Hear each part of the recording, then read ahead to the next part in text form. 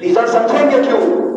یہ حسین کا زندہ معجزہ ہے، کیونکہ حسین کی حکومت تخت و تاج کے لیے نہیں تھی، حسین کی حکومت ہمارے دلوں کے لیے تھی۔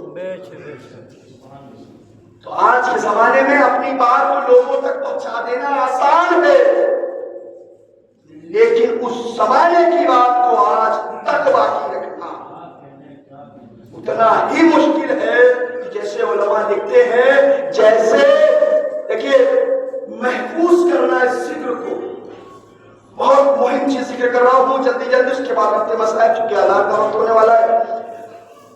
تو یہ ذکر کو باقی رکھنا اتنا ہی مشکل ہے جیسے پانی پر پانی سے پانی لکھنا،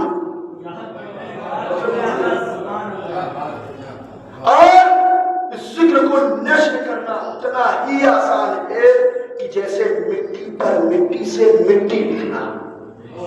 اور کر رہے ہیں تو عزیزوں، فرشیازہ پر آنا، ذکر کرنا، اگر اسے ہم آسان سمجھتے ہیں تو یہ آسان نہیں ہے۔ کہیں ایسا نہ ہو کہ ہم اپنے جوش میں، شوق میں اور محبت میں ڈوب کر کچھ ایسے الفاظ ادا کر دیں تو شان خلاف اہل بیت کر رہے ہیں۔ ذرا بھی اپنی رائے ڈالنا، اپنے مشورے ڈالنا ذکر آل محمد میں، جو آج کے زمانے میں عام ہو گیا ہے۔ میرے پڑھنے کا مقصد یہ عزیزو کہ مجلس پڑھنا آسان ہے، لیکن حق کے مجلس ادا کرنا آسان نہیں ہے۔ لوگ کہتے ہیں مجلس وہی کامیاب ہوتی ہے کہ جس میں چاروں طرف سے نعرے لگ رہے ہو، چاروں طرف سے شور ہو رہی ہو۔ نہیں عزیزان گرامی، وہ مجلسیں کامیاب نہیں ہے، بلکہ مجلسیں وہ کامیاب ہوں گی جس میں حق کے مجلس ادا کیا جائے، اس میں حق کے منبر عطا کیا جائے، حق کے فرش اعظم ادا کیا جائے۔ کیونکہ یہ ہم بھول بیٹھے ہیں کہ فرش اعظم پر صرف ہمارا وجود نہیں ہوتا، بلکہ ملائکہ بھی فرش اعظم پر ہوتے ہیں، فرشتے بھی فرش اعظم پر ہوتے ہیں۔ نہ عزیزو، بلکہ روایت ذکر کر رہا ہوں، اہل بیت بھی فرش اعظم پر ہوتے ہیں۔ کہیں سید سجاد ہوتے ہیں، کہیں جناب زینب ہوتی ہے، کہیں جناب فاطمہ ہوتی ہے۔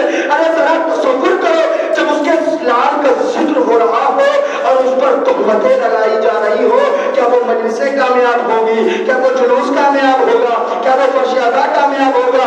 نہیں عزیزان گرامی، بلکہ یہ ہمارے لیے باعث زحمت بن کے رہ جائے گا، باعث رحمت نہیں بنے گا، باعث زحمت بن جائے گا۔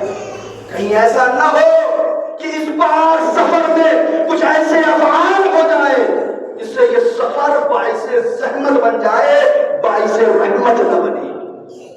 یہ مجلس کا پیغام ہے، اور مجلسیں اب تبھی کامیاب ہوتی ہیں عزیزو کہ جب آپ مجلس سے کچھ لے کر جائیں، مجلس سے کچھ حاصل کر جائیں، کیونکہ یہ واحد ایسا درسگاہ ہے کہ جہاں سے ہمارے بچے کو جوان کیا جاتا ہے، بزرگ کو جوان کیا جاتا ہے۔ کس سے؟ دوائی سے، سوئی کے ذریعے، انجیکشن کے ذریعے، میڈیکل کے ذریعے، کا نہیں ذکر حسین کے ذریعے۔